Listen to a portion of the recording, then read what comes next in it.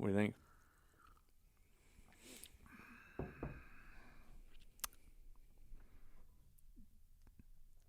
Now, you're going to take this really negatively.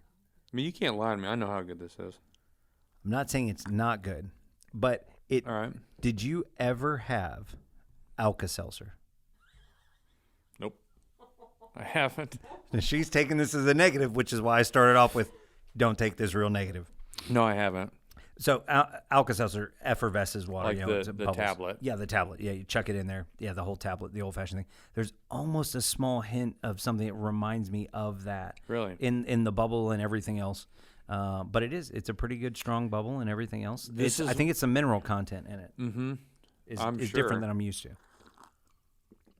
This is one of the cleanest tasting mineral waters that I've ever had.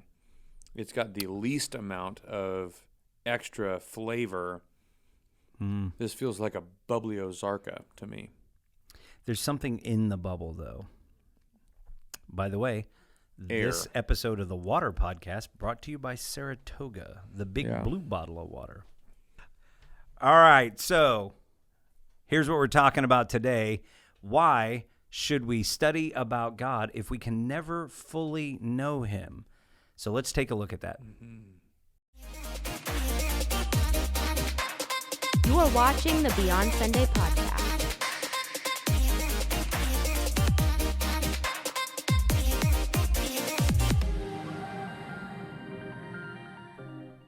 Deep thoughts. He's working on it and coughing. And now he's feeling it. He's got the bumper music going in his head. He hears it, feels it. He's in the zone. He's slothed in already. Mm-hmm. Stay on target. Stay on target. That was for all the nerds out there. All right. So. Yeah, it is. Boom. He would have no clue about that. I would have guessed Star Wars just because that's the first nerdy thing that pops in my head. But she actually legitimately went, I'm going to guess this. You just went, I got no idea, Alex. What is Star Wars? I'm just out there. And you happen to be right. Yeah, there you go. That's it. Okay, so as we begin looking at Scripture, we can see the fact that God is unknowable. He's unsearchable. We can see these kind of big words that God is so far beyond us. He even says, my ways are so far beyond your ways, that we can't really comprehend or understand him. So if that's true, why should I bother studying about him then? Why should I spend time reading his word and trying to get to know him, which is what we say is important in faith, if he's unknowable? So when I think about that, and when I was preparing for this, and was thinking about it, I tried to think of things in my life that I felt like I could perfect. Okay. And actually become perfect at. Okay. I haven't found one yet for mine, but go ahead. Nor have I. Oh, okay. And I think that was a trick question. That's the point. We do so many things where perfection is unachievable. Okay. Or full proficiency is unachievable. You know, if you bowl, you may bowl a 300 game, but you don't bowl 300 games only. Right. Yeah. You've not achieved perfection. It doesn't stop you from trying. I'm a golfer. I have gotten good, but I have not gotten perfect at golf. Sure. Otherwise, you would have known who I am by now. Right. And you don't. You wouldn't be on this podcast with me. You would have your own TV show by that point. Sure. Yeah. But all the things that we love, we pursue after. Okay. Even though we may not hit perfection or full proficiency, there are things that I will never be able to achieve potentially in things, but I love them and I care about them. And so I pursue after them. Okay. For me, as I thought about it, that's the essence of one of the reasons why we seek after the mysteries of God. Okay. And the things that we may never understand or know, but still, because I love him, I want to, as long as I can, continue to learn and receive revelation and understanding and wisdom Right. from what he teaches and what the Scripture says. Right. And so it for me comes out of a pure desire and a love and affection for Jesus. Right. Yeah. And I was thinking about the word that you used in there. You used the word mystery. You know, you're talking about something being mysterious. And so as I was preparing for today, I thought about that mystery, and I started thinking about that a lot of people refer to the mysteries of God, the wonders of God, and there's this kind of this nebulous sort of feeling that we try and hook on to the fact that He is so grand, He is so big, He is beyond our understanding. And in looking at that, I saw this quote from Charles Hodge, and he said this, and I thought it was pretty interesting. He said, "The Bible isn't mysterious in the sense of being incomprehensible, as in that of not being able to be discovered by human reason. So it's not that. As it is a matter of divine revelation. We still won't know it all, but we can find out more." So he's saying that it's not this thing that you just ponder and you look at and you go, I don't know. But that the more we ponder it, the more is revealed, a piece at a time, and we grow this deeper understanding. It's kind of like you were saying. If I start off bowling, it may be a series of gutter balls right in a row. Probably that first game is almost nothing, but you hit that one pin in the corner, bam, that was my first, quote, good throw. I hit something. I hit pin. One. And you go, my score for 10 frames was 1. And you go, well, there's no point pursuing this. But like you were saying, I may never get to 300 even once. But I could pursue it. And every time I do, I get a little bit better. I understand more and I improve. And that's just a physical kind of activity. But when you think relationally, the more you spend time with somebody, the more you ask them questions about themselves. You start learning, oh, wow, I never knew you did that in life. How about that? I didn't know you knew this person or anything else. We understand more about actual physical people we know. And the more we read about God, the more we spend time in prayer, the more we seek after Him. We may never know everything in fullness in this lifetime, but we're knowing more and more and more. And that growth is worth something. I mean, it's huge. And even I think about my wife, we've known each other for 10 years now, and we've been married for just over 8. Okay. I still am learning things about her. Oh, yeah, sure. Constantly. And I only assume that I will continue to over our lifetime. Right. Even in very small ways, I continue to learn about her, about who she really is. Well, the same is true on a much bigger scale with God. Yeah, there is this, like you kind of talked about, this nebulous, it's so overwhelming to think about. Yeah. Yet there is such a close personal relationship that we get an intimate connection where we get to draw near to the heart of God, and we begin to understand things about who He is, which gives us insight into some of the mysteries that we desire to just understand more and more and more. Right. And so it is just our lifetime of journey pursuing after what we love, our purpose, our provider in every way, our source, our, to use some terms that's maybe a little Christianese. Right. But still fair. Truth. Yeah. I've asked myself in certain seasons why at times I don't want to learn more about God. Okay. Because I've gone through seasons of maybe, for lack of better term, passion, and at times a lack of desire. And when I have asked myself why I don't want, or why do I not feel this desire or urge to learn more about the mysteries or character of God in a deeper way, oftentimes it's from a distance that I have, a relational distance with God. Okay. I get you. And the further I am removed, the less I feel the desire to draw near. That's interesting.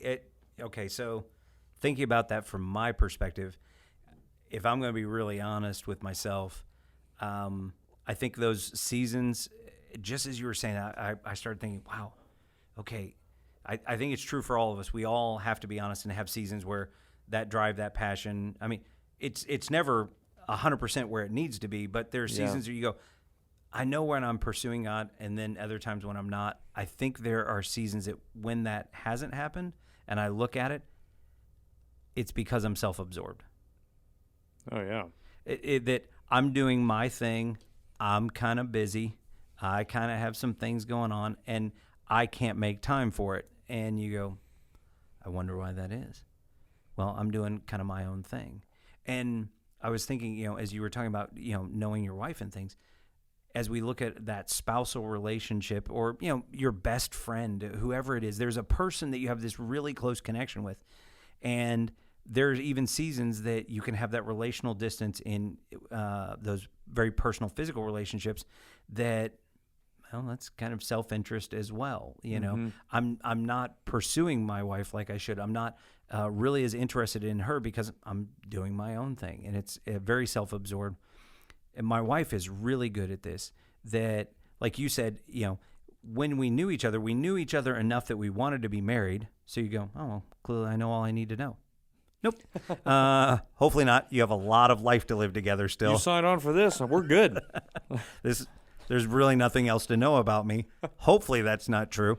But you've got this whole lifetime of learning. Yeah. You start kind of digging in and finding more and more depth and understanding of each other. But this is the part I was saying my wife is amazing about. You could wait until that moment where something comes up and go, oh, I didn't know that about you. But she is a person that mines for information.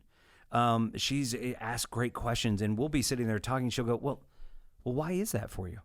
Well, is there a reason why that happens? And so she has this great way of going, I want to know you more. And so I'm going to ask questions. So in this moment that we have set aside where we're just talking, she's like, I want to know more. And she is so good at this. And as I think about how she does that just personally, and I know that she does that in her relationship with God. She's always, hey, I want to know more. I want to know more. And looking at that, you go, man, I need to bring that to my relationship with God. I'm not just going to wait until Sunday when a sermon comes up or I read a great devotional and you go, that's really good. I'm so glad that you brought that for me today. That's, I'm going to go in and I'm going to start asking some questions. I'm going to dive into this. And as soon as I see something, I'm going to go, wow, that is really good. Why is that? And instead of just going, I guess I won't know, and close the book because it's not in that next verse, you go, there's a whole Bible. I'm sure it's in here somewhere. I'm going to start digging into this. I'll find it. Yeah, I want to know more about you. Yep. Yeah, and think about how much different our relationship with God could be if we were just going, man, tell me why that is. Because I think, in truth, there's a lot of things that we're going to ask. There may be a humongous, crazy question we ask that you go, that falls into that really big, unknowable category. Right. But I think the majority of the things that we're probably going to dive into go, man, why is that? It's in there. He's going to tell you that. Mm-hmm. He's going to be able to show you what that is in there. Yeah, and shameless plug, a while back we've done tough question videos where we even dive into answering some of the tough questions, and you find them from just diving in and seeking for it. One of the main reasons why I think it matters so much to be lifelong learners is not just for the personal aspect, and I know we'll maybe get back to that, but there's so much false teaching all around. So this is a little twist off of at least most of this conversation so far, but you and I were talking about one of your favorite passages. Okay. And it was talking about always being ready and able to give account. Right. For what you believe, for who you have become, who you are. And there's so much false teaching in our culture, in our society, and it's really important that we know the truth. Right. Not only on a simple level, but that we continue to deeply ingrain more and more understanding of the truth. Right. And, one of the things is that I think when we say something, like false teaching, people are thinking of something that's really loaded, that is a divergent teaching, that is, hey, this is completely different. This is, you could use a big word like heretical or something. You go, oh, clearly splitting off. Yeah. This is cultish. And yes, true. But I think in some cases, what can happen that really leads into a false teaching is a point where you go, okay, here's exactly what Scripture says. Let me just go ahead and paraphrase that. And then it's really easy to go, quote this person, and they said this. No, they were paraphrasing the Bible, first of all. And then we keep repeating certain things. Mm-hmm. And it's like making copies of copies of copies. We start deviating away, and now we've lost the essence and the truth of something, and we're promoting a good idea. And we start drifting off. So, I agree that as we start really studying God, we start diving into His Word and deciding, like you just said, I'm going to be a lifelong learner. There are really practical things that start coming. One, I think we do really get to understand the truth. Yeah. Like, I don't have to worry in certain discussions and going, oh, okay, that's what they said. No. I've read the source. I hear what you're saying, but I've read the source, and I know this is true. I think by studying after God, one of the things that's really important is that you go, God's just so big. It's just you can't know everything about Him. That's right. I think that's important for us to realize, is that we're saying that God is greater than all of our circumstances. Mm-hmm. God is greater than my sin. God is greater than the enemy that we face. He is greater than all the problems, the political, the national challenges, anything that's going on in this world. So if He truly is that big, if He truly is that powerful, then why would I expect that I could nail that down and just go, yeah, let me tell you, He's exactly like this. This is everything you need to know about Him. If He's that great, then I think reading through, we get regrounded in the fact of He is vast. He is powerful. He is so much more than we can imagine. I think we also get grounded and reassured of the wonder of God, the amazement, and we really get grounded in the understanding of who He is and what He thinks about us. And we really become solid in that relationship, that we are His, He is ours. And I think there's something in that reassurance that is vital to our lives. Mm-hmm. So even though God may be in its fullness, that perfection we can never really understand in this lifetime, it's still the most important thing that we can pursue after, and that we can spend our life devoted towards. So that's what we're thinking about. That's what we're talking about. Join us in the conversation in the comments. But for now, that's what we know. This has been another episode of the Beyond Sunday podcast. And don't forget, like, share, and subscribe.